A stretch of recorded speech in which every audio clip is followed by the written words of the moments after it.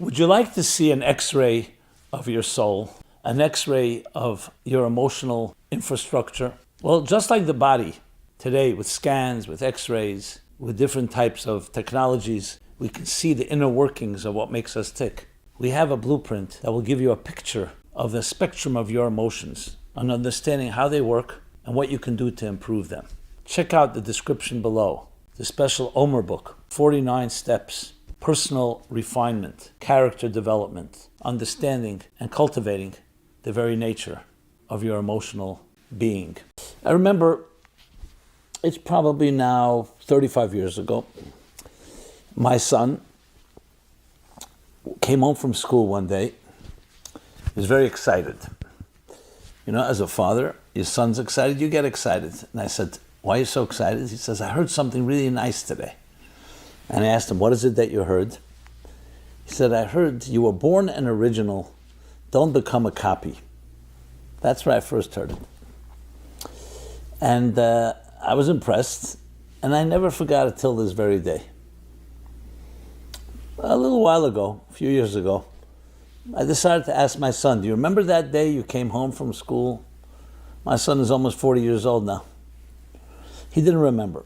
I remembered, he didn't remember. So I said, you told me then that you heard you were born an original, don't become a copy. I said, so what happened with you? Are you an original or a copy?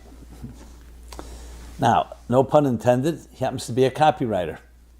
He's a creative director, really good with words, takes people's vision, turns it into messaging.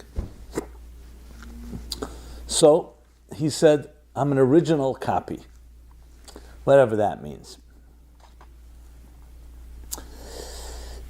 The fact of the matter is that we're all born originals, you and I. We all have something unique, completely unique about us that is irreplaceable. What you need to contribute, what you can accomplish, your unique variation is only you and only you can accomplish. It's as simple as that. But life puts on many demands and pressures upon each of us. The need, the demands, the pressure, expectations to conform. Whether it's conform to our parents, to conform to our parents' standards, to our schools, our educators, marketers, influencers, all till this very day. We're inundated by everyone trying to get us to fit into what they want or need from us, to buy a product, to do a certain thing. Now, that's a fact of life. We don't even know how much we're impacted by these forces. So you have to ask yourself the question, who are you right now? Are you that original, freshly fallen snow, not tread upon, not shaped or defined by anybody? Or have you become somebody else's product, someone else's clone, someone's serving someone's needs? I'm not suggesting that we're all slaves. Maybe some of us are, but I am suggesting that it's hard to determine, have you found your own voice? And that's what I want to focus on. A big part of my mission in life is for myself and to help others find your voice, to dare to sing your unique song. I often quote Oliver Wendell Holmes' tragic poem, The Voiceless, where he begins, alas, to those that die with their song still inside them. Alas to those that die with their song still inside them. That alone can make you cry. Some people combine it, I think it's, I don't know if there's any source for it, combined with Thoreau's line, most men lead lives of quiet desperation, and then they add, and die with their song still inside them. It works well together. But regardless, let's talk about that. You have a song, you have many songs. According to the mystics, you are a song, you're a walking song. And your song is unique to you. No one else can sing your song. And do we sing our song in our lives? But as I said, so much takes place that puts all kinds of expectations and demands and pressures that we don't sing our song, and secondly, not even know that we have a song. So in a sense, in a way, it's like a life, an opportunity lost. That what you need to accomplish, that you can accomplish, you're not really living up to. And I'm not saying it to make anyone depressed. On the contrary, my objective is to motivate ourselves to sing that song, to find that song.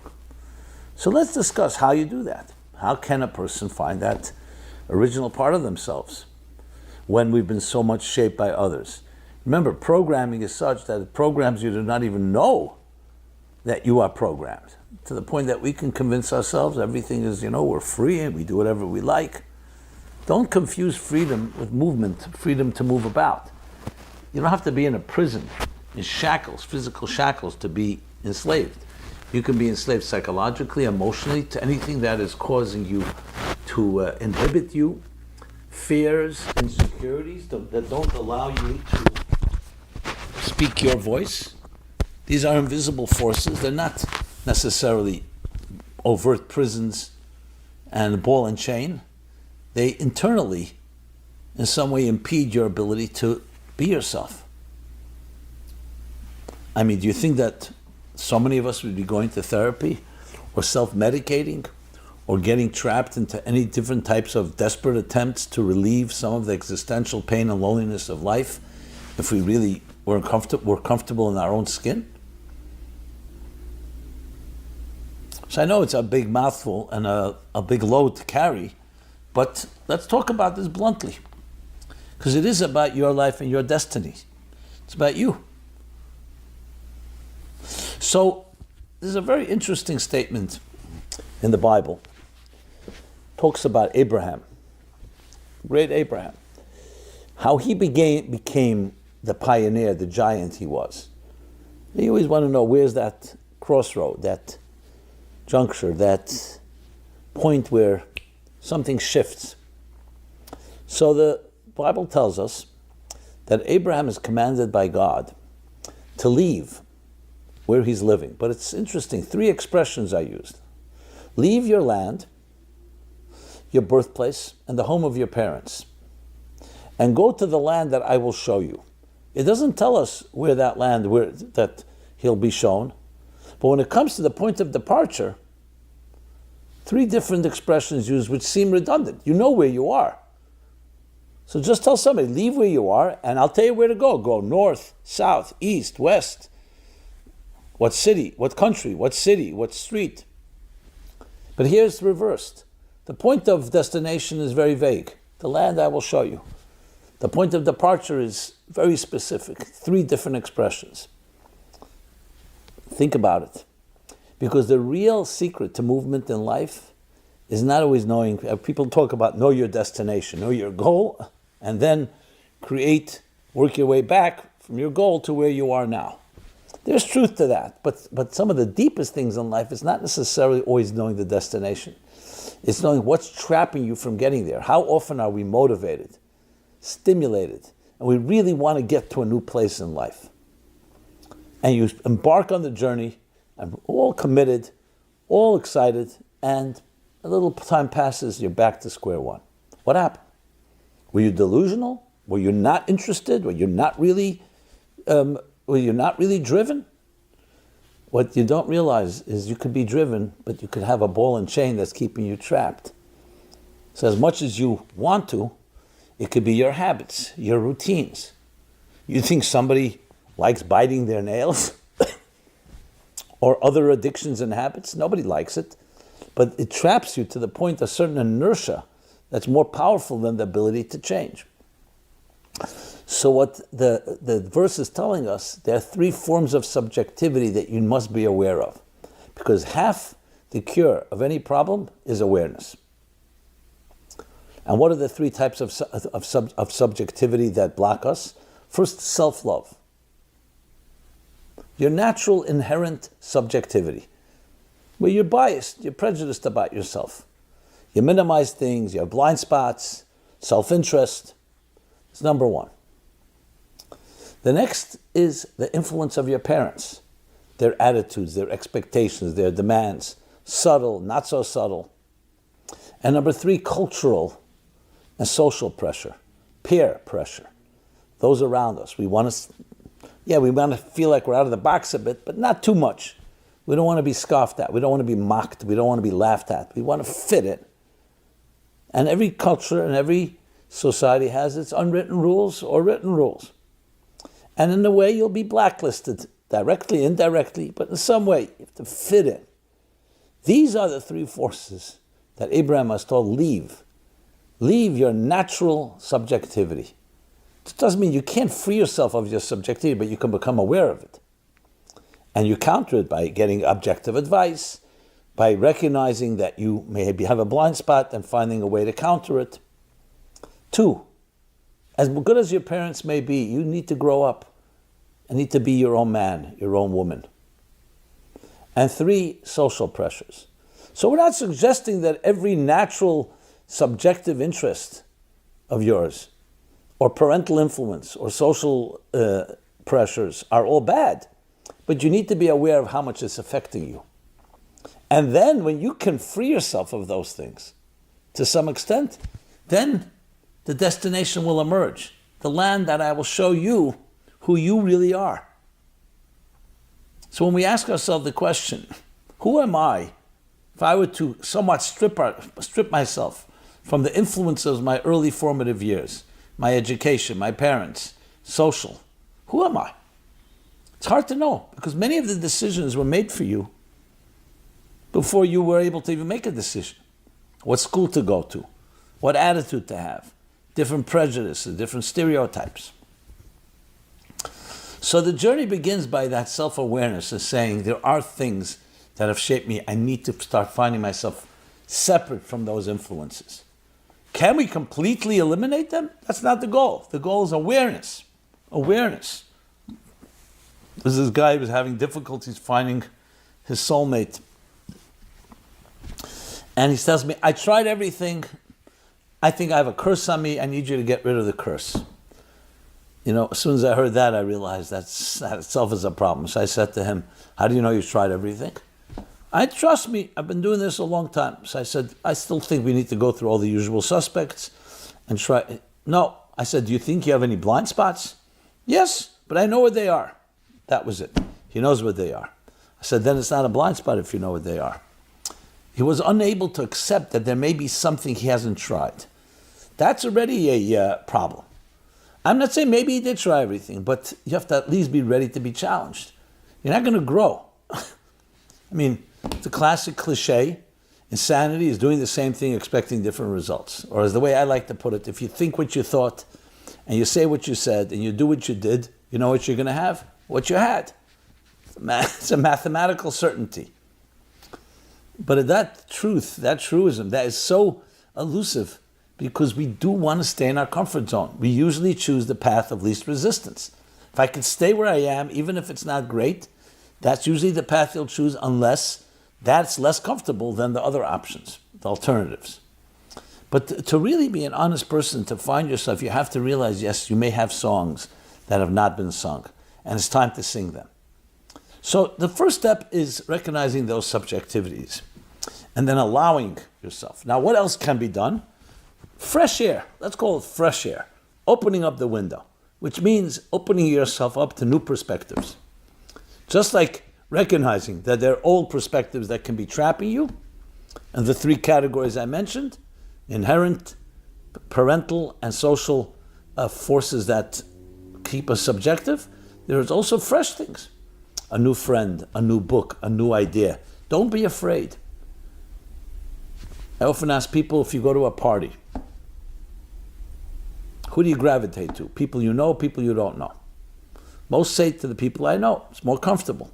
Try going over to people you don't know. People you know, excuse me, you can always speak to at other times. The people you don't know may be a little less comfortable to break the ice, to get know each other, but you will learn new things.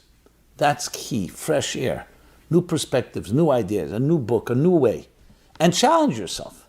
One of the things I've trained myself all the time, and I do this in my office with my team, with people I work with, come up with an idea. That's a good idea, a crazy idea, whatever. Then you start stretching the idea and you say to people, challenge this idea. They say, but it was your idea. I said, no, we need to challenge, we need to stretch it.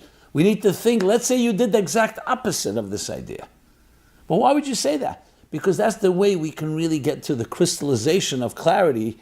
Is this a good idea or not? You want to always be able to challenge yourself and challenge all your assumptions and your givens.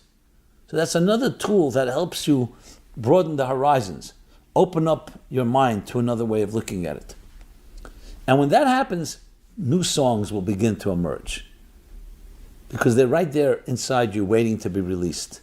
The problem is, like every good music, it can be drowned out by the loud turbulence and the loud commotion of the world around us. That's what the rush hour does. When there's a lot of noise, you don't hear the subtleties. You don't hear your own voice. Which leads me to yet another suggestion. The people you hang around with. They often tell you a lot about you. Because often we choose people that are like ourselves, that confirm and affirm our own views, our own perspectives, our own stereotypes. What you want to do is be around people who are bold, ambitious, dare to try things that are new, something fresh, that encourage it. Don't encourage conformity, stagnation, but encourage something completely different. People who challenge you. It's good to have people who disagree with you. And I'm talking about from a healthy place. I don't mean people who just like to argue for no end in itself except just to argue. I'm talking about positive skepticism, positive questioning, positive curiosity, open, free inquiry. These are the things that allow new scenarios, new possibilities to open up. And then the final point, which is there is the song inside you. There is. You want people who respect you for that, and they want you to sing that song. It's not always easy, because if you haven't done it for a long time, it's very uncomfortable. It's awkward. You may feel insecure. So you don't have to jump. Do it step by step. Find the things that resonate with you. Don't be afraid to say, this resonates with me.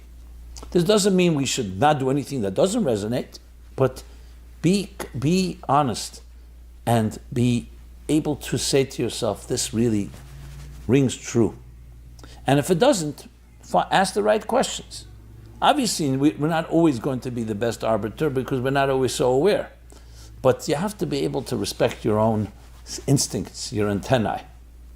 And also you don't want to be trapped by your oversensitivity, having been hurt. So you've been disappointed, you don't want to try something new because you don't want to be hurt again. All that has to come into the equation. But the most beautiful thing of all is to know you have that tremendous potential within you. And maybe you have begun singing your song, and it's never too late to sing your song, your unique song. It usually will be seen in the things you gravitate to. It could be the things that you really enjoy. It could be music, it could be art, it could be other areas. But allow yourself and be around people who encourage that. Michelangelo, always quoting the classic Michelangelo, when he was asked, how do you carve those beautiful angels in the marble? And he said, I see the angels trapped in the marble. I carved and set them free. It's all there within you. You know, some people say, buy this, read that, do that. They think outside. It's not outside commodities that are going to help you find yourself. Yourself is right here within you. What you need to do is carve. You know, some of us are trapped in marble, some of us in concrete, some of us in other substances.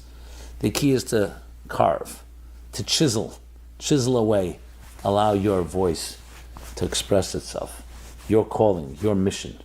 Things that when you finish the day, end of the day, you say, I did something today, it really resonated with me, it really felt right. And find the right people that encourage and support that. You were born an original. Don't become a copy. Simon Jacobson here, meaningfullife.com. Please subscribe to our offerings, subscribe to our YouTube channel. Please share. Please love to hear your feedback, comments, thoughts, suggestions. Love to hear your voice. your song. If no one else, please share it with me, and I will hopefully respond if you leave me a way to reach and contact you. Sing your song. Don't let it be trapped within you. And I feel it's a great honor to be able to help, in any way support and encourage you to spread your wings and soar. Thank you so much. Be well and be